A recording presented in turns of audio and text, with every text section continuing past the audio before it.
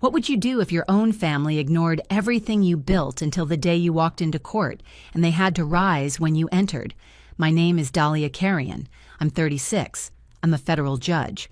And until that morning in Raleigh, North Carolina, my parents thought I was a paralegal somewhere in Oregon. They never asked. They never cared enough to ask. They never even knew what I looked like in court because they never showed up. That day, I sat quietly in the back row of a federal courtroom vaulted ceiling, varnished wood, the bitter scent of stale coffee clinging to the air. Every footstep echoed like it belonged to someone more important than me. The prosecution team was prepping. My sister Sloane sat at the defense table, calm, smiling, too polished. My parents were seated proudly behind her straight-backed, whispering about how this would all blow over. "She's too smart to go down like this," I heard my father say. "She's always had such good instincts," my mother added. "It's just a misunderstanding." They didn't know I was even in the room. They didn't see me pass through security, didn't recognize me when I walked in behind a group of reporters. Plain charcoal suit, no robe, head down, just like I always had been, invisible. The trial began, and within the first hour it was already falling apart. Not for Sloane, for the court. Jurisdictional red flags, federal implications, cross-state wire fraud. This case was bigger than they thought, and the current judge didn't have the power to finish it. A quiet sidebar, then a recess, then silence. As Judge Calloway leaned forward, cleared his throat, and said calmly, "This court is no longer authorized to proceed under state jurisdiction. We are requesting immediate federal oversight." He turned and looked straight at me. "Judge Carrion, would you please take the bench I stood? No rush, no apology, just precision." The sound of my heels hitting the tile was the only thing anyone could hear. My mother gasped. My father's jaw slackened. Sloane's face went pale. "Yes, Your Honor," I said, voice smooth as polished steel. And just like that, the daughter they never believed in, the one they once told to be realistic about law school, walked past them all and took her rightful place. At the bench, above the lies, beyond their imagination. I was 12 when I learned I didn't matter, not in their world, not in her shadow. It was the spring of my sister Sloane's senior year. She'd just won the Governor's Scholar Award. Prestigious, statewide, flashy. My parents threw her a backyard party like she'd just solved world hunger. Balloons, string lights, catered food. They even rented a white tent, just in case it rained. That same week, I won first place in a regional middle school debate competition. I printed my own certificate on the school printer and taped it proudly to the fridge, right above the grocery list. The next morning, it was gone, replaced by a brunch invitation for Sloane's celebration. When I asked about it, my mother didn't even look up from her phone. "Oh, honey," she said, "that's lovely. But Sloane's award is a state honor. Let's not confuse things." That phrase stuck with me for years. Let's not confuse things. Sloane sparkled. I was supposed to stay dim. She was the headline. I was the footnote. She was charismatic, camera-ready, easier to brag about. And I read case law for fun, made flowcharts to relax, and once in 8th grade tried explaining judicial precedent at dinner. My dad laughed mid-bite. "Dahlia, you gonna start billing us for these lectures?" Sloane giggled. "God, Dahlia, do you even hear yourself?" They laughed. I stopped talking much after that. By high school, Sloane had become a local legend. She invented an app that tracked cafeteria, waste somehow got a TEDx talk, and won 3 scholarships in 1 semester. I joined mock trial. By junior year, I captained our team. We went undefeated the entire season. Not one dinner mentioned it. No claps. No good job. Not even a fridge magnet. My only safe place was room 214, Mr. Shepard's government class. He treated the Constitution like scripture, taught us that logic was a form of justice. One day after class, I stayed behind to clean the whiteboard. He looked at me and said something I've never forgotten. "You think like a litigator, Dahlia. Not because you're loud, but because you notice what everyone else misses." He gave me a dog-eared copy of Gideon's Trumpet. I read it in 2 nights, and from that moment on, I didn't just want to study law. I wanted to command it. College was my escape hatch. I earned a full ride to UNC Chapel Hill, early admission, top of my class. No fanfare, no congratulations. I packed my own boxes and left before sunrise. Nobody noticed I'd already moved out. I didn't come home for Thanksgiving, didn't mention that I was applying to Yale Law. When the acceptance letter arrived, I didn't scream or jump. I just folded it neatly into my journal and walked for 2 hours in the rain. There was no one to tell. No one who would have cared, except Mariah, my college roommate. She walked in one night and found me surrounded by casebooks scribbling notes on a whiteboard we shared for grocery lists. She blinked, then said, "You're terrifying." But in the best way. That's brilliant. She was the first person who ever used that word for me. Brilliant. Mariah became my first witness to the person I was becoming. Law school was brutal, but I thrived in the quiet, the library shadows, the courtroom simulations, the cold logic of federal codes. I didn't party, didn't chase applause, didn't post about internships. I just worked. By 28, I had clerked under a federal judge in D.C. By 31, I was overseeing complex litigation through a specialized judicial task force. By 34, I was discreetly appointed to the federal bench. No announcement, no press, no photos. My court didn't do publicity. Our work dealt in classified fraud cases, interstate high risk, often sealed. I liked it that way. In Charlotte, my family still thought I was a legal assistant or something close to it. My mother once described it to a neighbor as, "Oh, she helps attorneys file things, very behind the scenes." I let her, because by then I didn't need their recognition. My courtroom had become my cathedral. The gavel, my voice, the law, my sanctuary. But I'd be lying if I said I never wished just once they'd ask, "What do you actually do, Dahlia?" But they never did. Then 2 years ago, the phone rang. I was in chambers reviewing a sealed case when the name lit up the screen. Sloan. First time I'd heard from her in over a year. "Hey, Dahlia," she chirped like we were old friends. "I need a little favor." Of course she did. She'd started some fintech company, something about ethical investing algorithms. Millions raised. Buzz on social media. My parents framed her 30 Under 30 magazine cover. I didn't correct her when she said, "You're good with legal stuff, right?" Just a quick glance over a few contracts. She called it my legal hobby. I should have hung up. But some pathetic part of me still wanted her to see me, to recognize me, to need me. So I said yes. Sloan sent me a pile of contracts. Messy, contradictory, reckless. I spent 3 weekends combing through every clause. Federal compliance violations, investor loopholes, statements that could have triggered regulatory audits on the spot. I didn't just fix them, I built her legal foundation from scratch. 15 pages, annotated, coded, bulletproof. I sent it off with a quiet note, "All done. You'll want to tighten these before next round." No reply, no thank you. Not even a thumbs up emoji. A week later, Mariah sent me a link. Sloan on stage at her company's board presentation. Hair curled, smile flawless, spotlight ready. "I noticed a few issues with our documents," she said confidently. My instincts kicked in. I cleaned them up just in time. Applause, standing ovation. I watched from my chambers, cold, silent, numb. She hadn't even read those contracts before I touched them, and still she stood there soaking in the praise. LinkedIn post. Caption. "Trust your gut, especially when everything's on the line."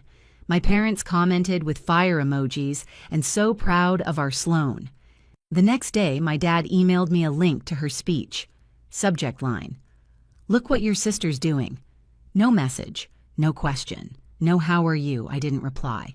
Didn't mention the memo. Didn't tell them I was overseeing a federal inquiry into multi-state fraud operations. They wouldn't have cared, unless it involved a photo op or a hashtag. 6 months later, everything cracked. Whispers started circulating through judicial circles. Sloan's company was under investigation. SEC red flags, inflated earnings, investor complaints. The ethical tech darling had built her company on paper walls. At first I said nothing. I stayed in my lane. I had too many cases of my own. Then a sealed file landed on my desk. Preliminary jurisdictional review. Defendant Sloan Thatcher. I felt the air shift. I filed my conflict of interest notice within an hour. Recused myself. Explained everything privately to my chief judge. I assumed that was the end of it. But because of the nature of the case and my specialization, I was placed on federal standby, meaning if the case hit a jurisdictional snag, I'd be called. A shadow, a ghost in the gallery, ready to take the bench. It was routine. But in this case, it felt personal. Like the universe had lined it all up. A fuse, a match, a courtroom full of lies waiting to burn. She was the pride of the family until the judge called my name and the whole courtroom turned. The courthouse in Raleigh, North Carolina was a fortress. Stone steel silence, built to feel permanent, built to make you small. That morning, I didn't enter through the main doors. Consulting judges don't make entrances. We observe. We stay invisible until we don't. I wore no robe, just a plain charcoal suit, hair tied back. No makeup, a badge tucked into my inner pocket that opened more doors than a last name ever could. The courtroom was already packed. Sloan sat at the defense table flanked by two lawyers with $1,000 watches. To the average eye, she looked confident, but I saw at the twitch in her right hand, the tension in her jawline. She knew. Somewhere deep down, she knew this wasn't going away. My parents were seated proudly behind her. My mother wore pearls too bright for her blouse. My father's jaw clenched like the whole ordeal was beneath him. They still hadn't noticed me. Even when a local reporter asked, "What about your other daughter?" My mother smiled. "Sloan's our pride," she said. "Our younger one. She's private, quiet, not really built for this kind of pressure." I didn't flinch. I'd heard worse. I'd lived worse. Then came the moment. The prosecution introduced evidence, emails, wire transfers accounts, crossing state lines. That was the break, the point of no return. Federal statutes triggered, state jurisdiction overruled. The presiding judge called a recess. I heard him in the hallway, voice low urgent. "We're in federal territory now. I need the standby." The clerk nodded. "You're up." I returned to the courtroom, still unnoticed, still dismissed, until Judge Calloway stood. This case now falls under federal jurisdiction. We are invoking the presence of a consulting judge pre-cleared for this circuit. He turned to the back. "Judge Carrion, would you please take the bench?" And just like that, the silence collapsed in on itself. Gasps, chairs shifting, reporters whipping around, pens pausing in mid-sentence. I rose. My heels clicked against the tile with the sound of certainty. My mother turned eyes wide, hand frozen on her necklace. My father blinked once like he'd seen a ghost. Sloan. She went absolutely still. "Yes, Your Honor," I said calmly. The bailiff's voice rang out, "All rise." And they did. The whole court stood. For me. I took my place at the bench. Everything slowed. Everything locked into place. Before me was the same file I'd read in secret. Now it was mine to oversee publicly, impartially, and without apology. "Let the record reflect this court now proceeds under federal jurisdiction," I said. "All previous motions will be reviewed under applicable federal statutes." Sloan's attorneys scrambled. The defense flinched. The prosecution surged forward with new energy. I ruled without hesitation. Precise, neutral, controlled. During the next recess, Sloan found me in the hallway. Her voice was sharp, too fast, cracking at the edges. "Dahlia, how could you do this to me?" I stared at her. "I'm not doing anything to you. You built this lie. Now it's falling apart." She stepped closer, disbelief curdling into desperation. "You're supposed to be my sister." I didn't blink. "No, you were supposed to be mine." Behind her, our mother appeared. Eyes glassy. Voice brittle. "Dahlia, please. You don't know what this will do to our family." I turned, slowly met her gaze. "You were never worried about our family when you erased me." She said nothing. And for the first time, my father didn't defend anyone. He just stood there, watching me, really seeing me. When the verdict was read, I didn't flinch, because for the first time in my life, they were forced to see the daughter they tried to bury. 3 days. That's how long the trial lasted under federal review. 3 days of shredded defenses, panicked PR statements, and crumbling lies. The jury took less than 6 hours. I sat at the bench, robe crisp, voice steady, gavel untouched. The gallery was so quiet you could hear breathing. On the count of securities fraud, the foreperson read, "We find the defendant guilty." Sloan didn't move, but I saw her swallow. Once, hard. On the count of wire fraud, guilty. On the count of conspiracy to defraud investors, guilty. My mother choked on a breath. My father sat perfectly still as if frozen in cement. Sloan turned to me slowly. No rage, no apology, just disbelief, as if somewhere deep down she still thought she'd walk away untouched, like she always had. But the law doesn't care about family, only facts. I delivered the sentence like a scalpel, clean, precise. Given the scope and severity of offenses, the defendant is sentenced to the minimum term as prescribed by statute. No bail. Immediate transfer to federal custody. Let the record reflect sentencing is final pending appeal. I tapped the gavel. This session is adjourned. Flashes erupted from the press section. Voices shouted, questions, chaos. But I didn't look at them. I stood. I walked. I closed the chamber door behind me and let the silence wash over everything. 5 minutes later, my phone buzzed. Voicemail. My mother. Her voice cracked as it spilled from the speaker. "Dahlia, we didn't know. We didn't realize. We're so sorry, delete. Not out of cruelty. Out of clarity. They had decades to ask who I was. They waited until I sat above them. That night I met Mariah at a jazz bar off South Street. She was already holding a glass. To Judge Carrion, she grinned. You broke the illusion with one move, but I didn't smile. It wasn't about breaking them, I said. It was about stepping out of the shadow they built around me. She nodded.